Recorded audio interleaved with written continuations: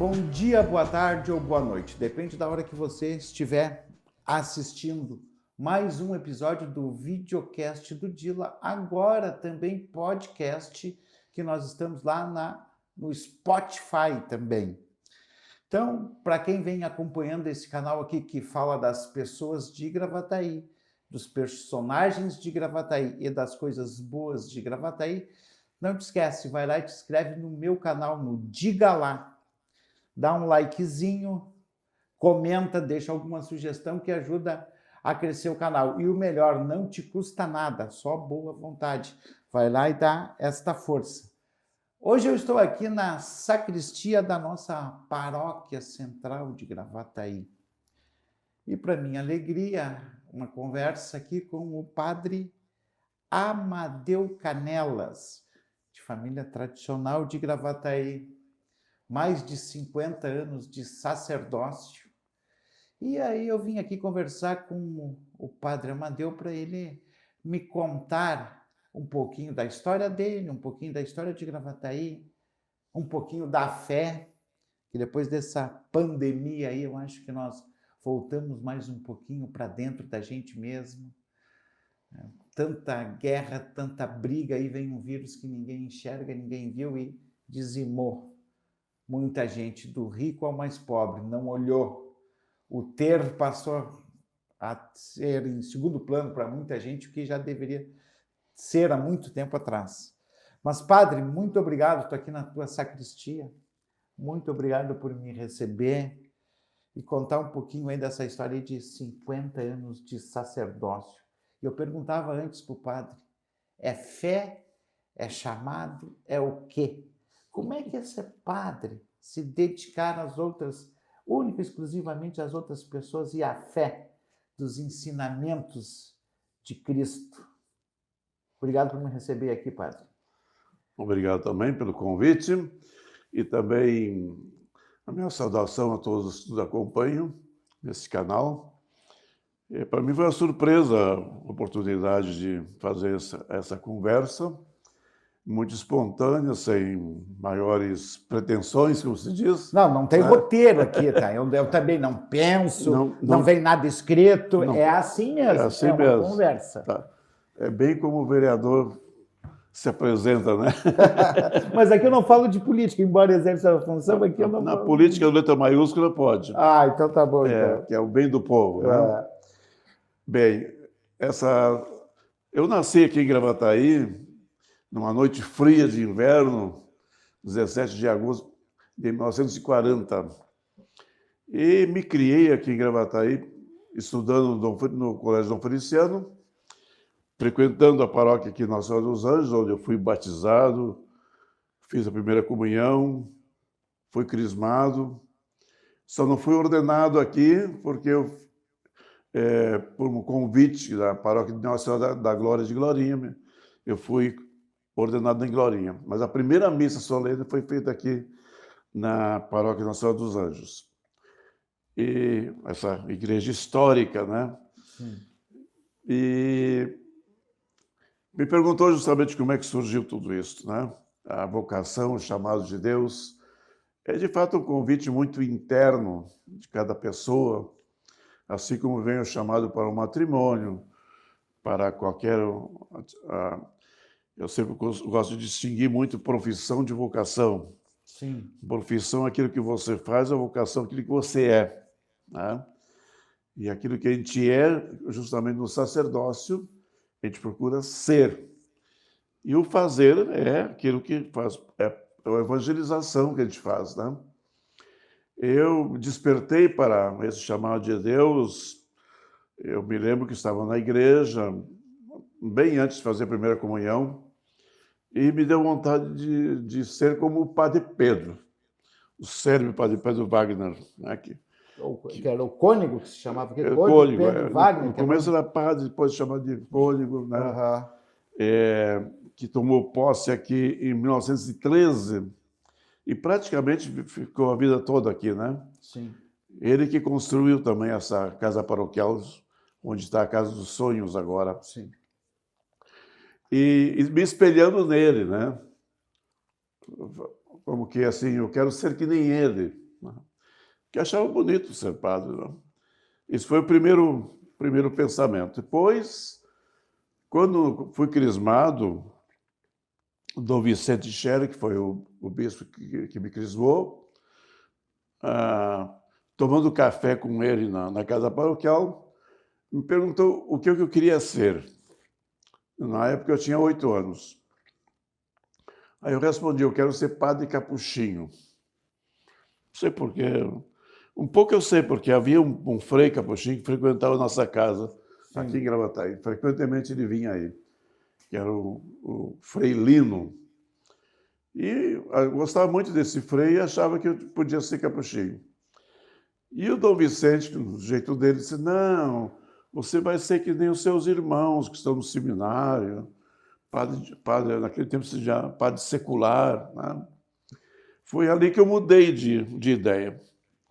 Aí, com 11 anos, eu fui para o seminário de Bom Princípio, que era chamado pré-seminário. Fiquei 2 anos lá, encerrei o primário lá. E depois do Seminário São José de Gravataí, aqui na nossa cidade, eu cursei o ginásio e o clássico. Depois, em 1959, eu fui fazer filosofia e teologia em Viamão, num seminário maior, Sim. que era recém-criado, né? Estava no início ainda das atividades lá. E completando, então, lá o tempo de seminário maior, que é curso de filosofia e teologia, então fui nomeado vigário paroquial já da primeira paróquia em Porto Alegre, na São Miguel Arcanjo, no antigo bairro Diretor Pestana, dos ferroviários. Sim. Quem conhece um pouco Porto Alegre sabe, ali é a região hoje é Parque Humaitá, né? Praticamente. Vila Farrapos, que fazia parte ali da minha primeira paróquia como vigário paroquial. Então, foi assim que surgiu a minha vocação, o chamado de Deus. Fui estudando, fui me formando, amadurecendo, né? Só para ter uma ideia, no primeiro ginasial nós éramos 84 alunos. Quando terminamos o seminário de Gravataí, nós éramos 36, se não me engano, e terminamos em 7. Foram ordenados padre. Padre 7. Então, a defasagem era muito grande. Eu também entrar muito cedo no seminário, né? Sim. Era o tempo de discernir a vocação, de ser a mesma aquilo que a gente queria ou não, né? E, de fato, e aí estamos já há 55 anos lutando pela igreja, por Cristo, pelo Evangelho. 55 anos de sacerdócio. É. Padre, o senhor colocou que no começo a atração seria por ser a vocação Frei Capuchinho. A Igreja Católica tem esses ramos, eu não vou dizer divisão, ramos. Os capuchinhos, franciscanos, e aí o senhor me perdoe, a ignorância é o máximo, acho que eu sei, deve ter vários. O que cada um significa? Tem os padres de paróquia, o que cada um significa nesse mapa dentro da igreja? É o que nós chamamos de carismos da igreja, né? Aquilo que São Paulo fala nas suas cartas, né? Que existem muitos carismas, podemos dizer hoje, muitas vocações, né, dentro da igreja. Então, geralmente, a gente separa um pouquinho as ordens religiosas e congregações. Tem os rogacionistas também? Temos aqui em Gravataí, tem o rogacionista, que é uma congregação religiosa, né? Sim. Dentro da Igreja Católica. Sim, da Igreja Católica. Nós temos as ordens religiosas mais antigas, como os franciscanos, os capuchinhos, os carmelitas, né? E depois congregações, como os salesianos, os redentoristas e salesianos, são tantos que não dá nem para nomear. Eu acho que nem o Papa sabe o nome de todos. Uma diferençazinha de congregação e ordens. Vem das fundações, né? Por exemplo, os franciscanos, os capuchinhos, é um ramo que vem de São Francisco de Assis, né? Ao lado deles também a ordem religiosa feminina, que são as clarissas, né? Depois tem do Carmelo, as carmelitas, São ordens religiosas contemplativas. E as outras congregações são chamadas de ativas porque vivem no mundo, se dedicam à educação, à saúde, aos trabalhos sociais, né? Cada congregação tem a sua finalidade específica, né? Sim. Algumas se dedicam mais à educação. Por exemplo, nós temos aqui a escola, as Irmãs do Imaculado Coração de Maria. Elas dedicam muito à educação e também à parte da saúde, atendimento a hospitais, né? Que elas até estão Então, se desvinculando disso. cada ordem, cada congregação tem a sua finalidade específica de acordo com o fundador, né? Por exemplo, os salesianos também se dedicam à educação, que vem de Dom Bosco, né? Sim. Da ordem religiosa, a congregação religiosa, e de Dom Orione também se dedica mais às obras sociais, os irmãos das Salissas à educação, os irmãos maristas mais também à educação, que tem a PUC, né? Sim. Então, e as ordens religiosas maiores, além da que eu citei, tem os jesuítas, né? A Companhia de Jesus, que tem faculdade, tem universidade, o Colégio Anchieta em Porto Alegre. Então, a diferença é simplesmente assim, questão de organização, né? Uhum. Porque todas têm a mesma finalidade, evangelizar, né? Formar pessoas para o bem também dentro da sociedade. Padre, essa relação fé-ciência, como é que o senhor enxerga isso? Aí que existe um divisor de águas. A gente consegue conviver, a ciência... Nós podíamos dizer, a meu ver, aqui é uma opinião pessoal minha, que até o Concílio Vaticano II, que aconteceu há 60 anos atrás, 50 anos atrás, havia ainda muita, por influência do iluminismo e o racionalismo, havia muita divergência entre a Igreja e filósofos e outros intelectuais, porque achavam que a ciência, a religião, era algo contra a ciência. Hoje nós temos uma visão diferente, né? O mundo já está diferente também. Então, hoje, ciência e religião vão juntos, né? Sim. Porque as descobertas que se fazem, também muitas delas foram a partir da própria religião, da fé, né? Nós temos cientistas aí, como Pasteur, né, que foi um homem de fé e um grande cientista, então não dá para separar a ciência da religião. Agora, cada um no seu campo também, né? Sim. Assim como se diz hoje, né? O que eu noto é que há um respeito. Respeito ao diferente também, diferente, né? Isso em todos os campos da vida humana, né? Então, a própria fé hoje, ela confirma dados da ciência, embora no passado houvesse alguma divergência, como aconteceu com o Galileu Galilei, com o Bruno Giordano, né? Que foram... mas dentro da época, o senhor, como historiador, né, deve saber... Eu sempre defendo essa tese, né?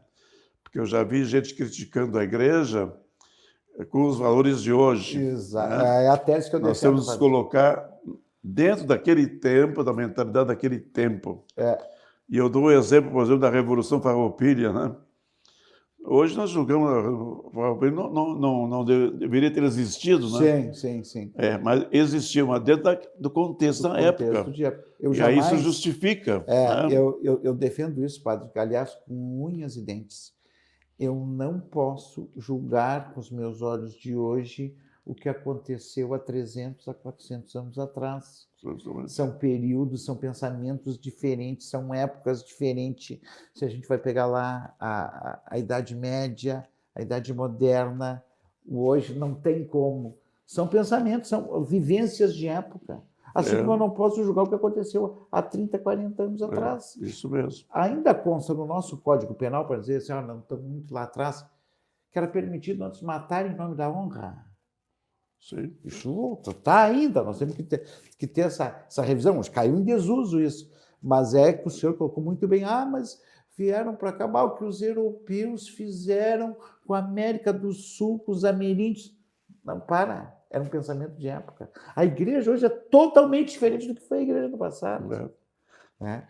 Mas, padre, dentro desta linha, como é que é a relação da igreja, hoje isso mudou muito também, com relação a outras religiões, a outras, os muçulmanos, as religiões de cultura afro, que é de época, é de concepção.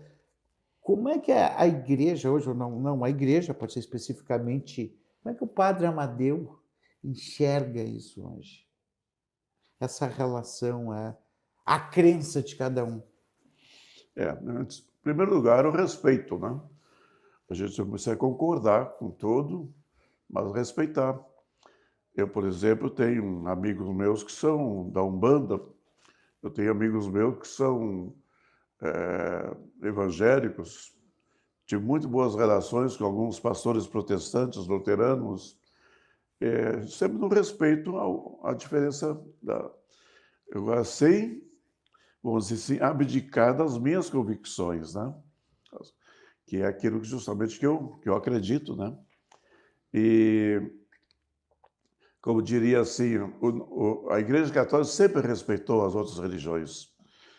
Hoje nós temos um movimento ecumênico que é um exemplo de relação humana e religiosa, né? De respeito mútuo, de colaboração mútua. Basta ver que houve já a campanha da fraternidade ecumênica, né? Sim. Mas a adesão das igrejas cristãs depende de cada uma, né? A igreja está aberta. Hoje nós temos um bom relacionamento com a Igreja Luterana do Brasil, a Igreja de Confissão Luterana, que são os dois ramos, com a Igreja Metodista, até mesmo com a religião israelita, né? Também com ele nós temos um diálogo, nós chamamos de ecumenismo, a relação entre as igrejas cristãs. E o interreligioso, aí entra, então, os muçulmanos, entra os israelitas, né? Agora, temos uma fatia aí que não querem essa relação, né?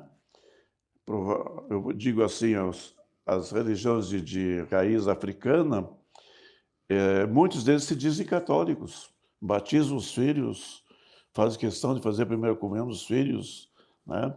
Mas continuam na Umbanda, né? Então, a gente respeita também esse aspecto. Espírita também não é religião. O espiritismo, no Brasil, foi registrado como religião devido à lei que existe. Mas, na verdade, é uma filosofia de vida. Exato. Tem aspectos religiosos. E aí a nossa divergência, né? Que a gente respeita o espiritismo, porém não concordamos com a doutrina da reencarnação. Para nós, o que vale é a ressurreição, né? E aí, para discutir isso aí vai longe, né? Mas a ressurreição, a gente volta à vida. Justamente. E a reencarnação seria uma encarnação nova num outro ser. Num outro ser, exatamente. Mas o espiritismo também trabalha com a finitude destas reencarnações. Sim, mas aí até chegar para ir para o plano a purificação superior. Através de várias reencarnações até chegar é mais ou menos o que acontece com o budismo, né? Eles vão seguindo os passos, são 12 passos. Eu digo isso porque eu convivi 7 meses com um budista na Itália, numa escola, era escola sacerdotal católica, mas admitia também de outras religiões. Sim. Então, esse budista me explicou que são 12 passos que eles fazem de vamos dizer assim, qual é a expressão melhor assim? Graus de melhoramento. Sim. E aí vai... Como se fosse uma escada, né? Uhum. Então a pessoa vai dominando os seus instintos, seus vícios e coisa, até chegar no nirvana. E o processo do budismo é interessante porque Eles reconhecem a reencarnação do Buda ou de alguém que um dia foi... Eles não têm um Deus, né? O Buda não é uma divindade. O Buda é aquele que conseguiu a iluminação e volta e perfeita. Né? É isso aí. É isso aí. Então, esta divergência que tem de ponto de vista só com respeito, tudo normal, com o espírito. Isso é o que eu gostaria mesmo de pegar essa coisa concreta, essa visão da reencarnação e da ressurreição. A Igreja Católica é a ressurreição, nós voltamos à vida. Isso. Um dia termina e Cristo volta, e aí é o juízo final, aquilo que está na Bíblia. Baseado na palavra de Jesus, no Evangelho, e também dos São Paulo, apóstolos, né? Nos escritos da Bíblia, né? Que assim como Jesus ressuscitou, também nós vamos ressuscitar com ele um dia, não necessariamente no mesmo corpo, né? Mas o corpo glorificado, né? Que aí é todo um mistério que se apresenta, é difícil até de compreender, né? Mas um pouquinho de luz tem aí no Apocalipse de São João, quando ele descreve a visão que ele teve da eternidade, né? Sim. O Cristo como cordeiro imolado, quer dizer, aquele que deu a vida por nós, ressuscitado, né? E com ele todos aqueles que durante a vida procuraram ser fiéis a Deus, né? E são os chamados santos. Porque santo também, com relação da igreja, a igreja, vamos dizer, canoniza, beatifica, canoniza algumas pessoas para servir de exemplo. Mas santos são todos aqueles que estão junto de Deus na eternidade. Né? Então, nossos antepassados que estão no céu, todos são santos. Né? Padre, o Brasil é o maior país católico do mundo. Aí nós temos vamos pegar a Igreja Católica, nós temos a Igreja Ortodoxa Russa, a Igreja Ortodoxa Inglesa, Anglicana.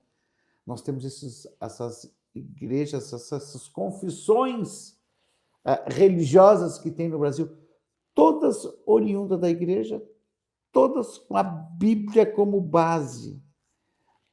O que houve dentro desse processo da Igreja para sair todas essas ramificações? Foi desde o advento da Reforma de Martim Lutero, aquilo não dá para julgar, voltamos a não julgar o que acontecia lá atrás com hoje, é totalmente diferente. Como é que se deu isso? A Igreja se perdeu nesse período para que houvesse essa distensão, essa... Olha, isso dentro da história que nós conhecemos, né, do monge agostiniano, o Martinho, em português diz Martinho Lutero, né? Sim. Será Martin Luther, né? Alemão. Ele se insurgiu contra a Igreja Católica devido aos escândalos que existiam naquele tempo, né? Principalmente com relação às chamadas indulgências e tudo mais. Mas foi um período em que houve essa revolta. Ele desejava uma reforma da Igreja, tanto que depois veio a chamada contra-reforma, né? Mas o que aconteceu ali foi a separação, infelizmente houve a separação.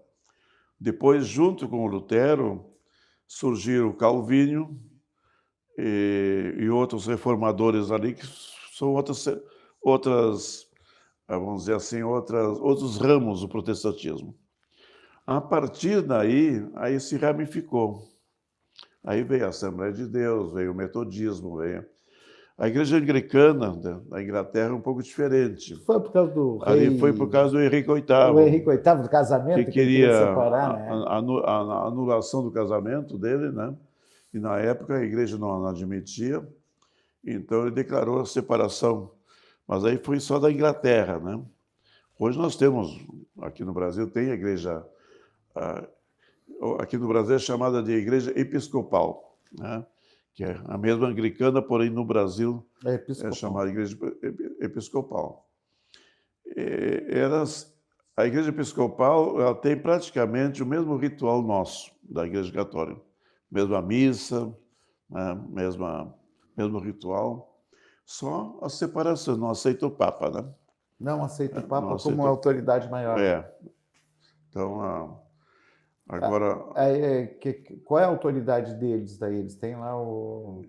Olha, eu confesso que eu não sei bem, mas deve ter um tipo arcebispo, assim, Aham, que é o cabeça no Brasil, né? aham, Mas ele é dividido também em dioceses, né? sim. Eu sei que tem uma sede aqui em Porto Alegre, tem sede em Santa Maria, essas é que eu conheço, né? Pois não é muito difundida, não tem muitos adeptos lá. E tem a chamada Igreja Católica Apostólica Brasileira, que se originou do chamado Bispo de Maura, que também separou praticamente a igreja, fundou a Igreja Católica Apostólica Brasileira, que confunde muitos católicos, pensam que é a mesma, né? Aham. Mas aqui em Porto Alegre eu sei que tem uma igreja ali na Vila Ipiranga, dessa igreja brasileira, mas é muito pouco também no Brasil, os adeptos são poucos, né? O padre, tem também dentro da igreja ah, os padres exorcistas. Exorcista? É, tem dentro da igreja os Tem. padres. A pessoa é acometida mesmo, daquele espírito ruim, e o padre vem. Tem uma preparação especial para o padre exorcista. Sim, o exorcismo hoje é exercido muito raramente, porque o que antigamente muitas vezes se dizia que era possessão demoníaca não passava de uma doença O mental, mental né? que a pessoa É. tinha. Mas quando se compreende mesmo com uma possessão demoníaca, aí existe, da parte da igreja, uma certa restrição. Não é todo padre que pode fazer exorcismo. Tem que estar preparado e autorizado pelo bispo. Então, cada diocese normalmente tem alguém nomeado para essa função, quando necessário, né? Uhum. Mas é coisa muito rara hoje em dia. De certa maneira, eu já atendi muitas pessoas assim que pareciam ter uma possessão demoníaca, no fim a gente vê uma doença mental, um trauma que a pessoa tem, Uhum. né? Eu tive uma situação interessante numa paróquia do interior, em que a pessoa se transformava, né? Parecia que era que tinha epilepsia, né? Se Sim. torcia toda, tá.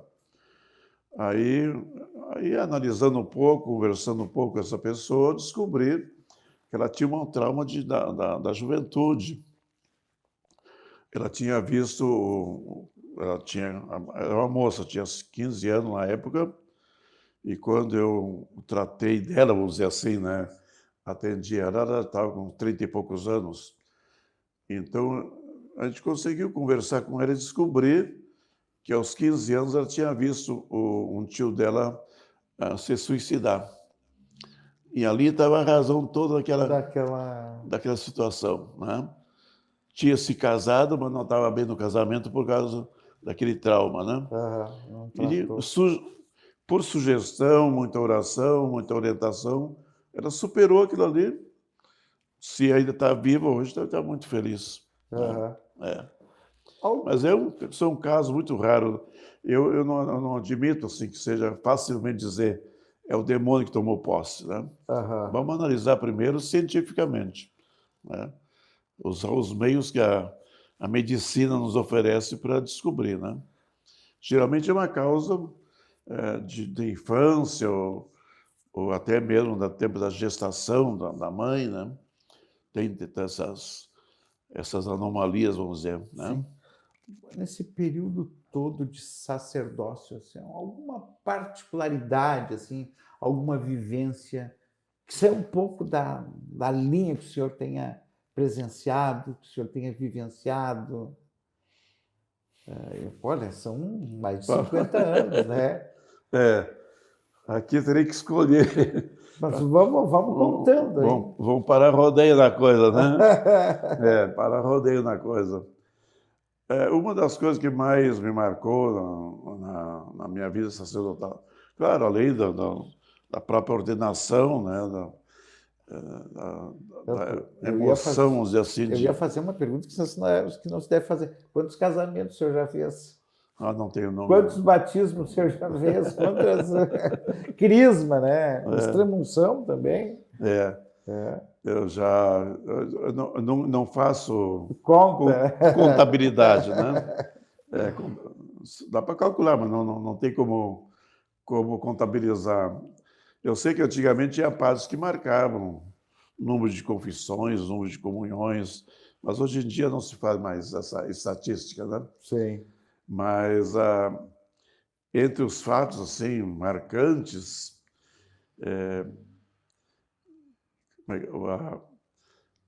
para mim, vamos pegar assim a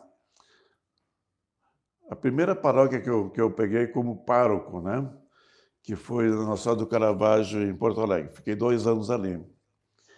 Então, ali eu cheguei à conclusão de que era um bairro novo, né, que abrangia, hoje chamado bairro São Sebastião, naquele tempo chamado de Vila Aliança. O que me chamou a atenção ali é que quase 100% dos habitantes tinham vindo do interior. E aí eu comecei a pensar, se esse pessoal, se toda essa gente é católica e veio lá no interior, frequentava a igreja, veio para a cidade e deixar de frequentar a igreja, alguma coisa está errada. E aí eu cheguei à conclusão de que é o ambiente. O ambiente? O ambiente. O ambiente na cidade, para quem vem do fora, perde a ligação, porque no interior tem muita ligação de parentesco. Uhum. Então o pessoal vai muito à igreja no interior, porque depois da missa se encontram os parentes, compadres. Em muitos lugares tem um carteadinho, tem a bocha, tem um jogo de futebol. Eu ainda peguei esse tempo de interior, né? Sim. E o pessoal tem a sua fé, pratica a religião, porém tem essa parte social que ajudava muito. Né? Convívio social. E quando cai na cidade, perde um pouquinho essa ligação, né?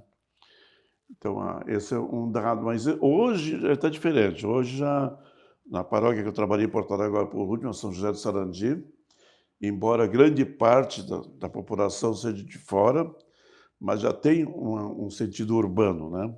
Sim. Perderam um pouquinho aquele aspecto rural, né? Então, isso é um aspecto que me marcou bastante, assim, né? Agora, de fatos interessantes tem de tudo, né? Uma coisa bem pitoresca, né? Encontrei uma vez um senhor que ele dizia assim, padre, a missa tem que voltar a ser em latim, nós temos que conservar a tradição da igreja. E argumentou muitas coisas. Para quem não sabe, né, padre, as missas antigamente eram em latim e o padre de costa para o público. Justamente. E de frente para o altar. Só para ajudar o... E o padre rezava a missa enquanto o povo rezava o terço. É isso aí. Mas aí, assim, esse senhor era um comerciante. Ele argumentou também, tá? Isso foi um dia depois da missa que ele falou para mim. Aí eu marquei, né? Durante a semana procurei no comércio dele, né? E cheguei e disse assim, escuta, ele tinha um mercadinho assim, um armazém. Eu perguntei para ele assim, escuta, esse seu armazém aqui é um boliche de campanha, né? Não, é um mercado. Ah, muito bem. E escuta, a mercadoria que o senhor busca, onde é que o senhor busca? Naquele tempo não tinha SEAS ainda.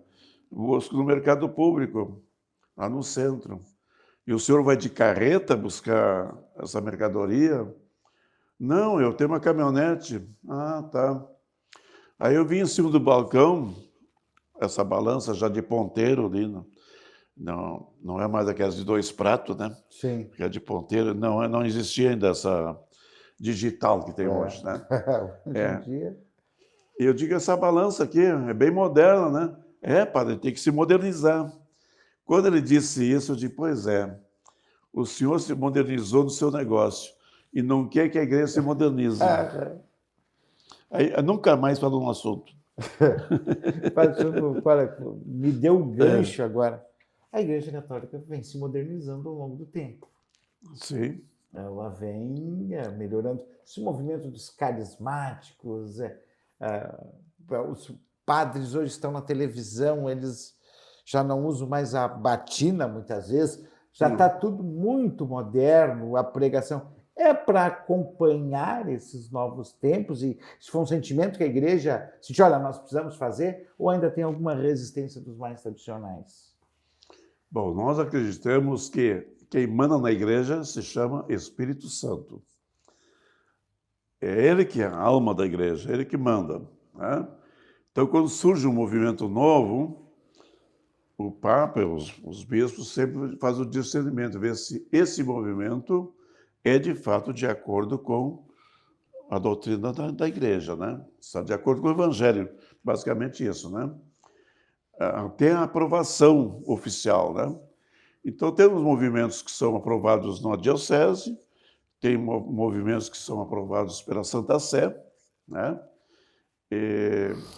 Basta os grandes movimentos que nós temos hoje, a Renovação Carismática é uma delas, né? Mas nós temos movimentos focolares, temos movimentos, diversos outros movimentos, o Cursilho de Cristandade, os pastorais como Encontro de Casais com Cristo. Isso tudo são carismas descobertos por alguém que começou a experiência, né? Por exemplo, o Encontro de Casais com Cristo, que está muito presente em muitas paróquias hoje, começou com o padre Pastore, lá acho que é no Paraná, São Paulo, né? E a partir da experiência dele se difundiu como algo muito bom, né? Há movimentos que desapareceram da igreja, né? Por exemplo, hoje em dia não se fala mais em congregação mariana. Tem um que outro resquício ainda, Filhas de Maria, que eram as moças da juventude. Sim. Hoje nós temos outros movimentos de juventude aqui na diocese, temos o CLJ, né? Curso de Liderança Juvenil, temos o ONDA, que é o Objetivo Novo de Apostolado. Nós temos também o caminho neocatecumenal também está surgindo bastante aqui no Brasil. Tem origem na Espanha, né? O próprio Cursilho de Cristandade também teve essa origem na Espanha, se difundiu para o mundo todo. Então, a igreja vai, de fato, se atualizando através desses carismas que vão surgindo, né? Pessoas inspiradas que criam uma nova congregação, né? Hoje nós temos as chamadas comunidades novas, né? Então, aqui na diocese temos várias paróquias dessas novas comunidades, né? Como a Paróquia Nacional da Glória, na Vila Elza, em Viamão. Temos 3, 4 paróquias ali que é essa da... Eu até me atrapalho com os nomes, porque os nomes novos aí eu já me perco um pouco, né? Uhum. Mas basicamente é isso aí, né? O Espírito Santo vai dinamizando a igreja, né? Vai atualizando. Padre, o ser humano, eu acho que isso é do ser humano. E aí às vezes, um exemplo meu, né, para não dizer que eu estou falando de outra pessoa, né? Mas o ser humano, via de regra, quando aperta o calcanhar, ele procura Deus. Ele procura a fé, via de regra. Com esta pandemia, o que eu percebi? Eu tive uma transformação. Eu não sei se é porque eu fiz 50 e depois de 50 a gente parece que vira um pouco, veio a idade, um amadurecimento, as reflexões da vida, mas a pandemia que veio agora, nós estamos saindo dela, espero, alguns lugares do mundo ainda não, mas fez mudar muita coisa. O senhor percebeu a volta das pessoas assim, à igreja, a acreditar, a ter mais fé, a procurar amparo nessa hora, quando tiveram que, de repente, ficar isolados do mundo? Bom, aqui em Gravataí, eu estou desde fevereiro aqui, eu não tenho ainda uma visão do que era, como estava antes, né? Sim. Mas dos anos que eu passei em Porto Alegre, houve de fato uma grande diferença nos últimos meses, aí depois quando diminuiu a pandemia, né? Sim. Muitas pessoas começaram a voltar a procurar a igreja, né? Para a prática religiosa. Também um grande número de confissões, também a gente atendeu muitas confissões no período da Páscoa, né? Então a gente vê assim a busca novamente, não só, talvez nem só da Igreja Católica, mas também das outras igrejas, Sim. né? Sim. Uma busca para minimizar, vamos dizer assim, o trauma da pandemia, a dificuldade que tiveram durante a pandemia. Eu, pessoalmente, durante o período da pandemia, como era obrigatório o isolamento, eu me isolei, né? E fazia a celebração pelo Facebook da paróquia, e aí atingia muita gente na paróquia. E nós temos o recurso também da televisão, na igreja tem vários canais de televisão, como a TV Aparecida, a Canção Nova, o Pai Eterno, né? Então, esses meios de comunicação que a igreja tem hoje, né? E a nossa célebre Rádio Aliança, aqui em Porto Alegre, Sim. também tem uma grande audiência, né? Sim. Então, de fato, são os meios que a igreja tem para difundir o evangelho, para levar conforto às pessoas, né? Uhum. Vamos dizer assim, um raio de esperança, né? Para uma vida melhor. Uma vida melhor já aqui também, né? Nós queremos saúde, queremos progresso. A própria palavra de Deus, lá no Gênesis, diz, né? Multiplicai-vos e dominai a terra, né? Deus não proibiu o progresso. O que nós não aceitamos é colocar como finalidade da religião que é a prosperidade, né? Porque quem é rico é abençoado por Deus. Quem é pobre é amaldiçoado por Deus. Isso é coisa do Antigo Testamento. Jesus veio justamente mostrar que a bênção de Deus é para todos. E mesmo o Antigo Testamento fala, né, que o sol nasce para todos, né? Sim. Então, mas Jesus esclareceu bem, né? Ele veio para todas as nações, para todos os povos, todas as situações, né? Não veio só para um povinho, né? Por isso que a igreja está presente no mundo todo, por isso que é chamada de católica. O termo católico significa universal, presença no mundo todo. Não é que todos sejam católicos, mas o importante é a presença da igreja em todos os lugares, né? Que nós chamamos de fermento, né? Sim. Vai fermentando ali e vai criando. E a igreja, eu sempre defendo assim, antes de qualquer governo civil que aconteceu, a igreja é que atendia todas as necessidades da população. Como é que começaram os hospitais? A acolhida dos peregrinos, gente doente, na Itália, em todos os países, até chegar no Brasil, depois da descoberta, né? Sim. No Brasil, quem é que fundou as escolas? Não foi a igreja? Com os jesuítas e franciscanos, né? Padre José de Anchieta, Manuel da Nóbrega. E aqui no Rio Grande do Sul, as reduções jesuíticas, né? Sem falar depois nas outras. Então, a igreja, ela iniciou tudo praticamente, no campo da saúde e até mesmo as ciências. Os grandes cientistas, as grandes descobertas foram feitas também dentro dos mosteiros, né? Por quê? Porque houve um período de perseguição, né? E aí os cientistas se refugiavam nos mosteiros. Os mosteiros. Né? O senhor sabe muito bem pela história, né? Tem um filme célebre, Em Nome da Rosa, mostra bem isso. O senhor deve entender mais do que eu, porque eu estudei um pouquinho. Eu estudei um pouquinho mais que o senhor, li bastante. Confesso, padre, que ando meio afastado dessas leis, tem que retomar. Agora eu estou retomando, inclusive, o lançamento de um livro que eu faço questão de dizer agora, do seu Agostinho Marta, que é o nome do nosso museu. Saiu o livro dele agora. Agora, recentemente, eu estou lendo esse livro.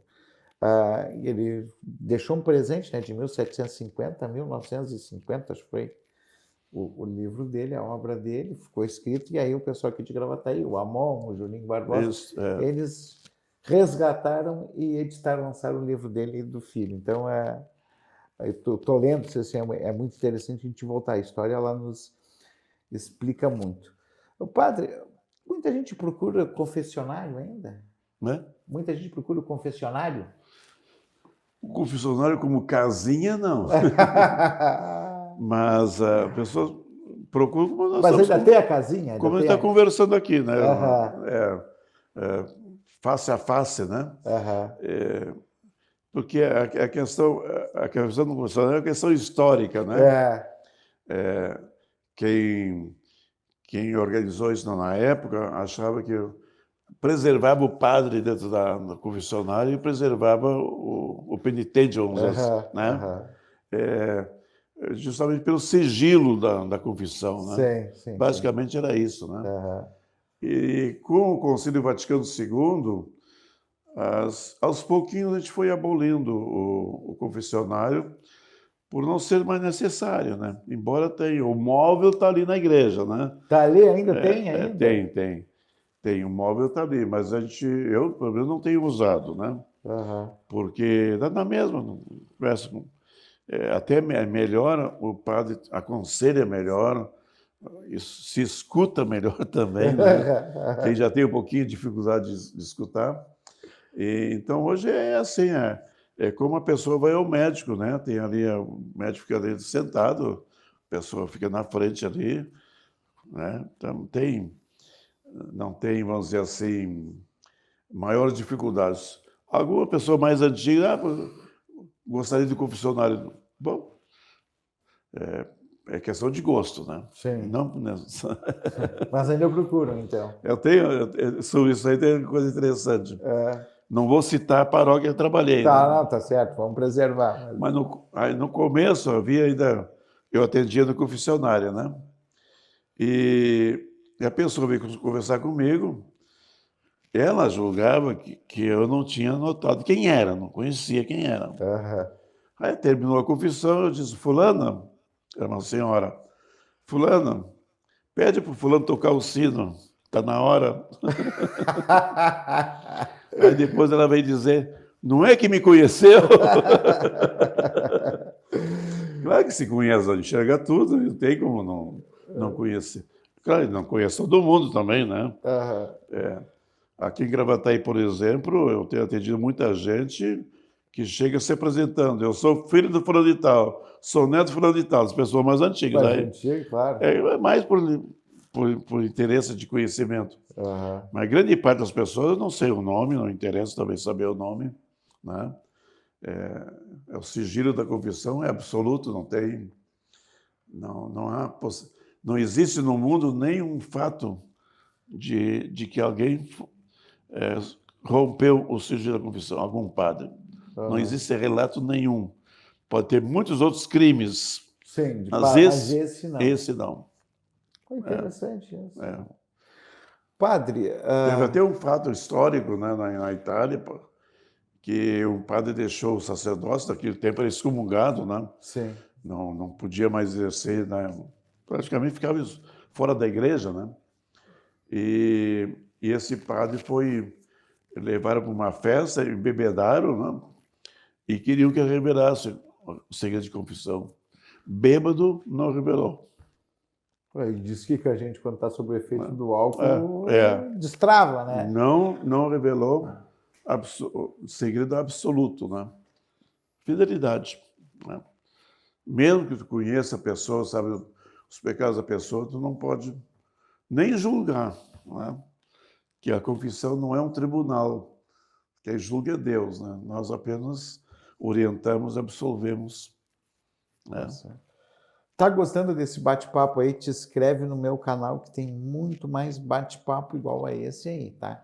Diga lá o videocast e o podcast do Dila, agora também no Spotify.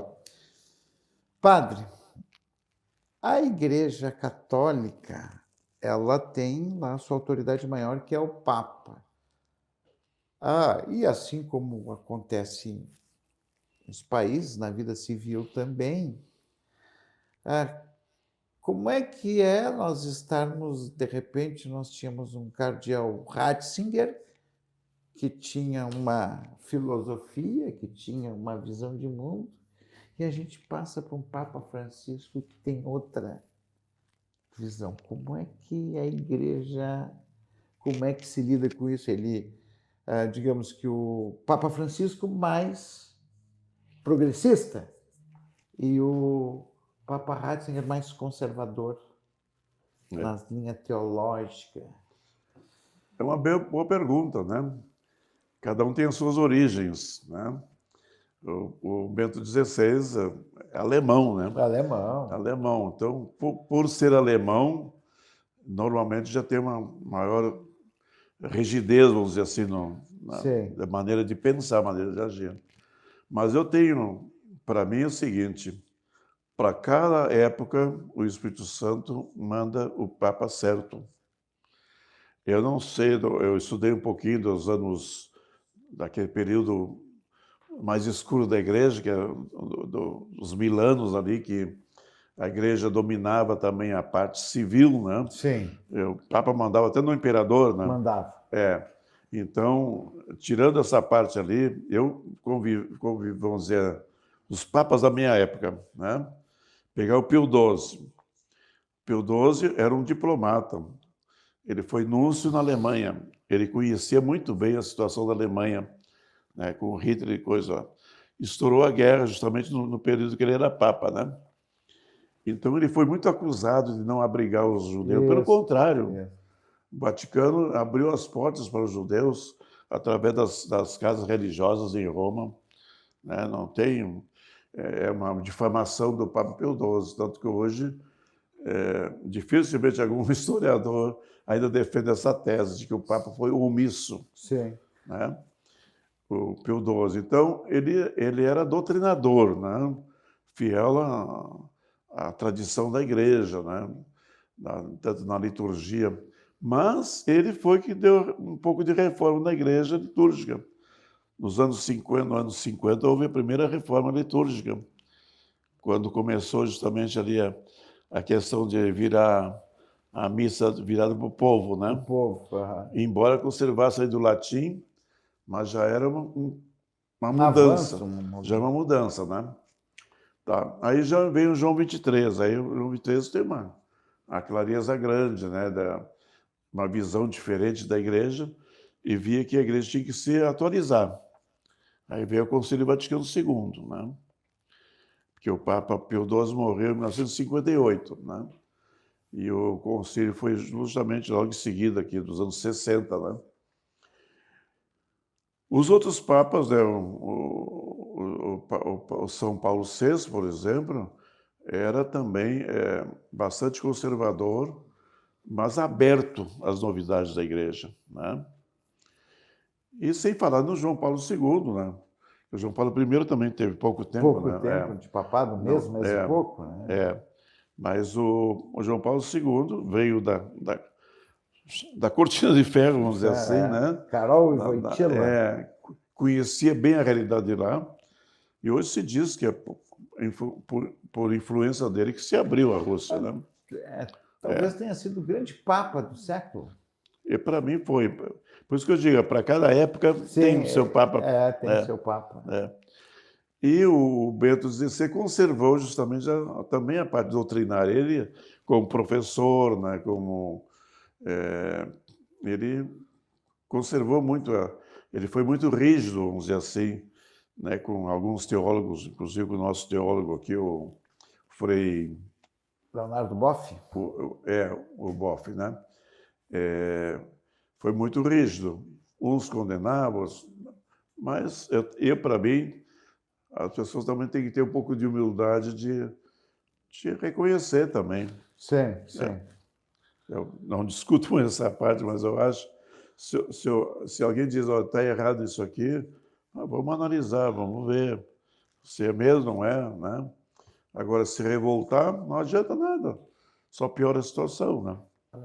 Então, e o Papa Francisco veio numa época justamente de abertura, vamos dizer assim, para um mundo mais moderno e uma reforma da igreja interna também, né?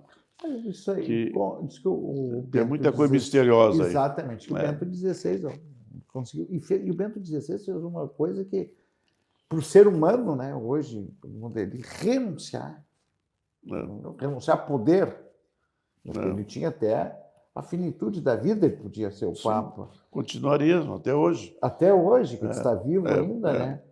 E renunciar justamente isso para... Sabe que ele enxergou que ele não conseguia desses mistérios, né, das paredes do Vaticano, que ele... Tem documentário, tem uma série de coisas que... Até que ponto isso é verdade, a gente também... A única coisa, por exemplo, os bispos renunciam aos 75 anos, né, de idade. Sim. Eles têm que pedir a renúncia. Para o Papa não tem essa regra, né?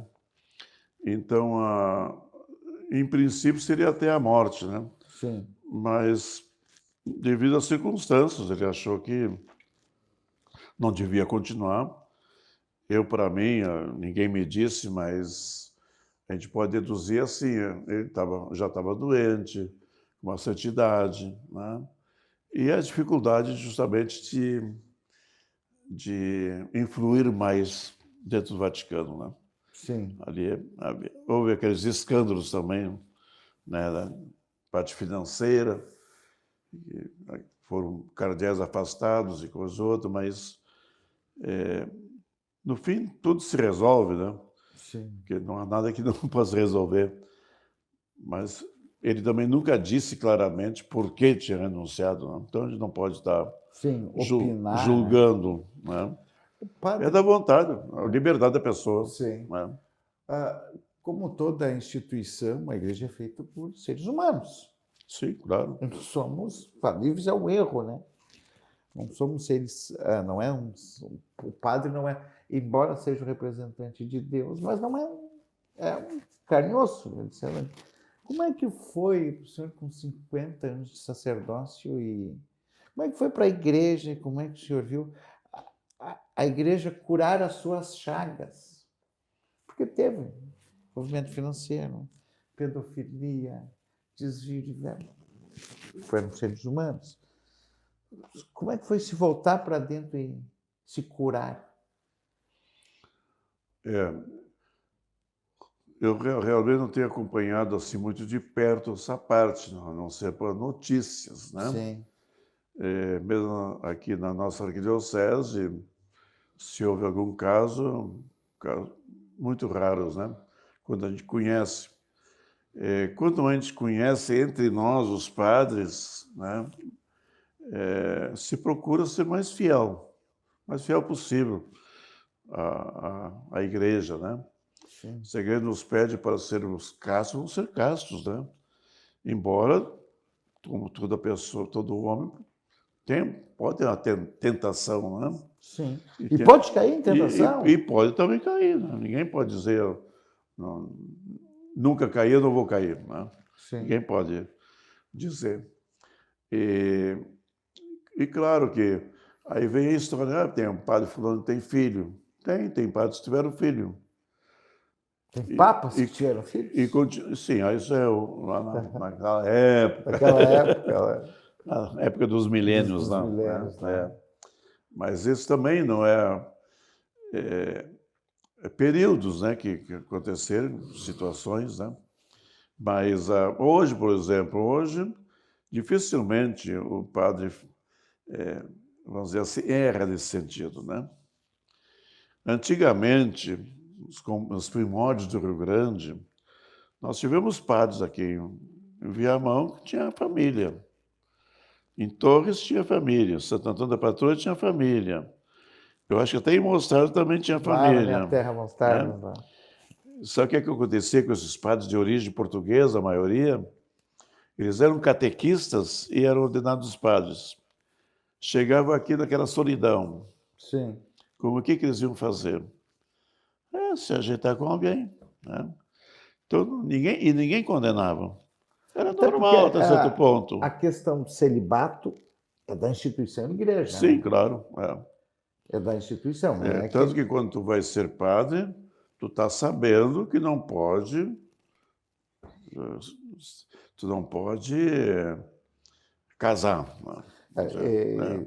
Segundo a doutrina, o que eu sei da igreja é porque o celibato, para o padre não constituir uma família, porque justamente é para dar atenção para as outras famílias. Porque, segundo a teoria, se eu tenho família, eu vou dar atenção primeiro à minha família. Eu gosto muito de fatos. Nós tivemos um encontro ecumênico em Roma de padres com pastores de diversas religiões, de igrejas da Europa. Havia anglicanos, havia da Igreja Reformada Suíça, havia também uma outra igreja lá da França, que a maior parte da Itália tem muito pouco de outras religiões. Mas assim, e um depoimento, aliás, 2 depoimentos que eu achei muito interessantes lá, de 2 pastores, onde disse assim: se nós fôssemos escolher um chefe espiritual para todas as religiões cristãs, seria o Papa. Né? Outro fato, um depoimento de um pastor da Alemanha. Não me lembro mais o nome dele, mas eu me guardei bem o depoimento dele. Ele disse assim: eu estava em casa e telefonaram para eu atender um doente e eu disse que não podia ir porque a minha esposa estava com problema, tinha um filho doente em casa e eu não podia atender esse paroquiano lá. Aí a pessoa que pediu a minha visita me disse assim: o pastor, o senhor é mais pai ou mais pastor? Aí, diz ele, eu compreendi o celibato dos padres católicos, que não tem esse problema na família, que a qualquer momento são chamados para atender, etc. E isso aí me baseio bastante, porque é uma opção. Tu quer ser padre, tu vai aceitar aquilo que a igreja pede. Né? Se não quer, tu pode ser outra coisa, pode ser um catequista na paróquia, pode formar família, se dedicar também à igreja no modo como leigo. Né?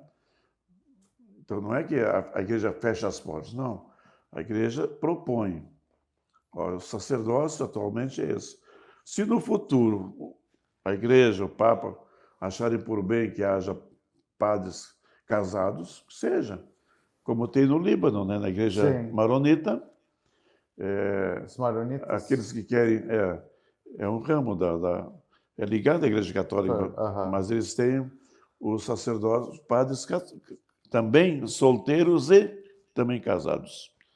Aqueles que querem optar pelo casamento também, mas tem que casar primeiro, constituir família e depois ser sacerdote. Se a família é boa, é unida, aí sim. Aí aceita. É mais ou menos como acontece com os diáconos hoje em dia. Os homens casados que podem ser diáconos, né? Celebram missas, inclusive. Não, diácono só batizado e casamento. Batizado e casamento eles fazem. Confissão e missa, não. Não. Pode celebrar também a encomendação dos defuntos, né? Sim. Claro. Padre, o senhor falou que o bispo, 75 anos, ele tem que pedir o afastamento. E o padre? Pede, não pede? O direito Se aposenta? O direito canônico diz assim, que os bispos, aos 75 anos de idade, devem apresentar uma carta de renúncia.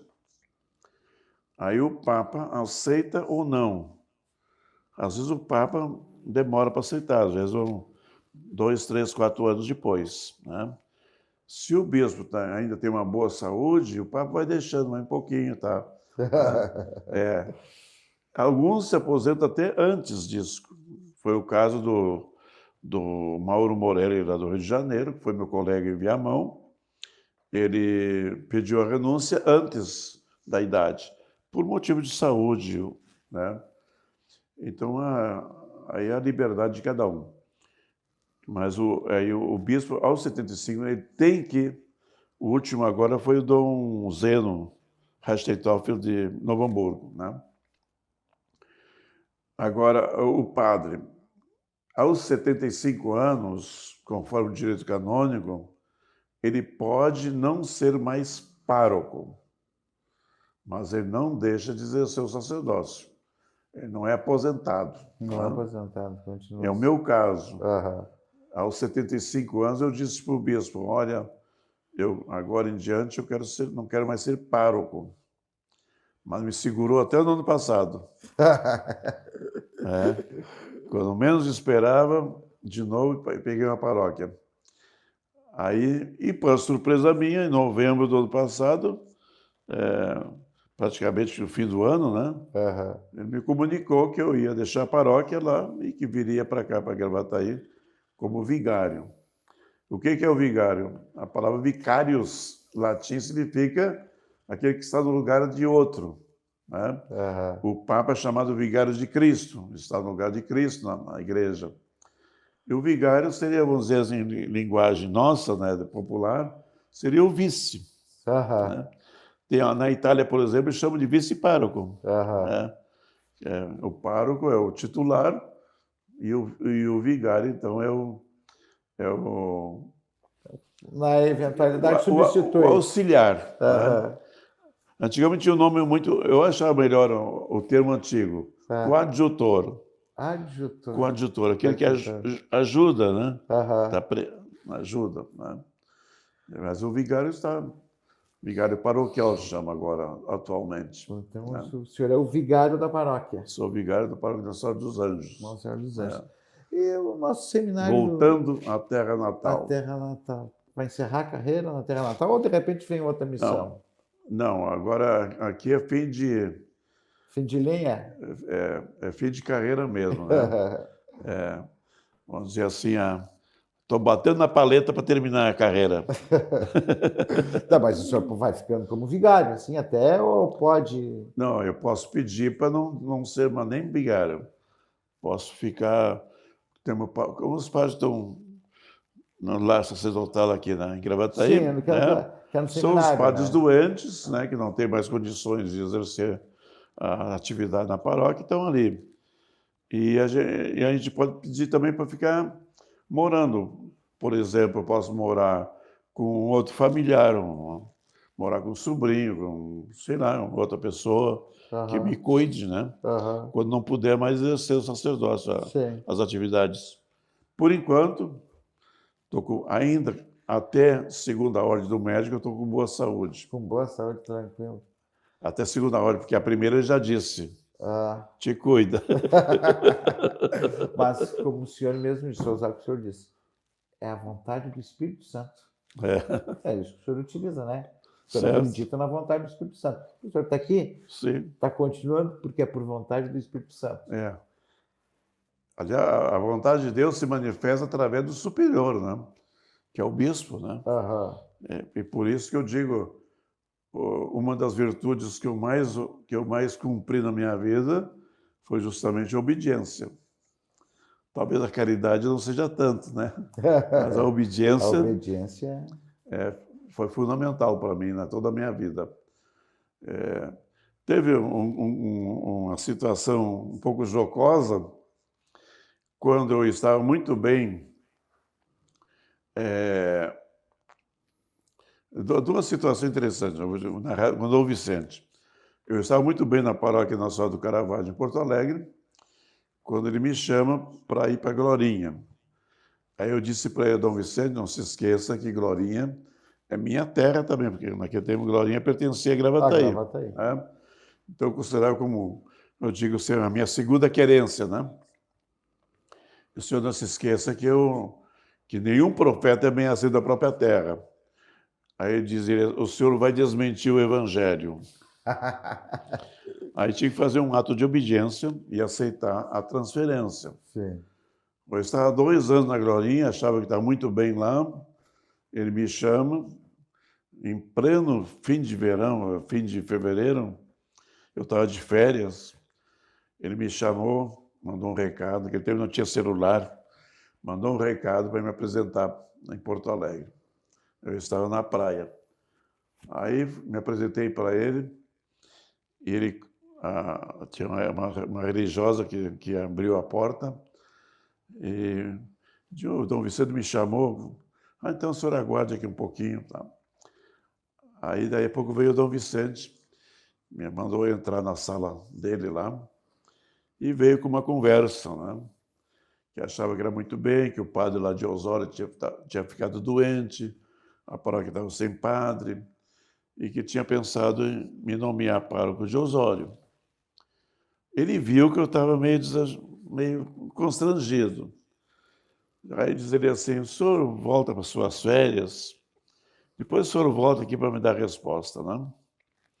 Aí fiquei pensando, rezando, aceito, não aceito. Bom, seja o que Deus quiser. Voltei lá, uns dias depois, quando eu abro a porta assim, ele veio dizer sim, né? Me desarmou na primeira. Né?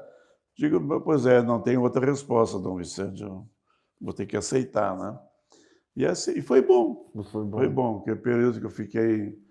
Que tu me perguntasse antes, né, as paróquias que eu andei, pois só para ter uma ideia, como o padre anda na diocese, né? Eu, na paróquia São Miguel, eu fiquei 1 ano e meio. Para o Divino Espírito Santo, no Jardim São Pedro, em Porto Alegre, fiquei 3 anos. 2 anos na antiga Vila Aliança, hoje é bairro São Sebastião. Na Glorinha, 2 anos. 8 anos em Osório. 8 anos? Depois, 18 anos no Paróquia Nacional da Piedade, em Porto Alegre. Foi onde eu fiquei mais tempo, 18 anos. Depois fui para Tapes, fiquei 3 anos. Voltei para Porto Alegre, da Sagrada Família, 5 anos. Da Sagrada Família vim aqui para Gravataí, na Santo Hilário, na RS20. Fiquei 6 anos. Aí eu pedi o ano sabático, que é o ano que o padre pode exercer qualquer atividade, estudar, enfim, fazer uma viagem, etc. Né? Foi o período que eu fiquei uns meses em Israel, depois em Portugal 1 mês, depois andei pela França, andei pela Itália e terminei indo na Polônia na Jornada Mundial da Juventude, 2016. Na volta, fui para Encharqueadas como vigário, porque eu estava sem paróquia, né? Esperando vaga, vamos dizer assim. Aí eu tinha 2 nomeações, né? Para General Câmara, e que não se deu, né? No fim, voltar atrás. E aí fui parar na Chuvisca. Aí, quando eu digo Chuvisca, todo mundo pergunta, onde é que fica a Chuvisca? Bom, tem que conhecer um pouco o Rio Grande do Sul, né? Município de Chuvisca. A Chuvisca fica entre Camaquã e Dom Feliciano. Município já há mais de 20 anos, né? Sim. E paróquia nova. Eu fui o segundo pároco lá. O primeiro pároco ficou 1 ano, eu fiquei 2. Agora o atual está 3 anos lá já. E da Chuvisca, então, vim para Porto Alegre na paróquia São José de Sarandi, né? E dali para cá. Daí para cá. Mas, Então, padre, quero te agradecer imensamente esse tempo que reservou como foi ligeiro, né? no teu vigariato. Mas sabe por quê? Porque depois a gente vem na segunda parte para agradecer o tempinho aqui para me receber. Eu fiquei muito feliz, foi uma conversa assim fantástica. Agradecer do fundo do meu coração mesmo. Foi um prazer conhecê-lo pessoalmente. Muito obrigado. Só de telefone, que eu tinha falado de pedido para falar para a gente ficar com esse documento hoje registrado, gravado. Então, quero te agradecer. E quero deixar agora para o senhor se despedir aí, a sua mensagem para todos aí, para o mundo, né? Porque isso aqui vai ficar para o mundo e vai ficar registrado. Eu agradeço também a oportunidade de esclarecer muitas coisas, de procurar corresponder justamente ao pedido que foi feito pelo vereador Delamar.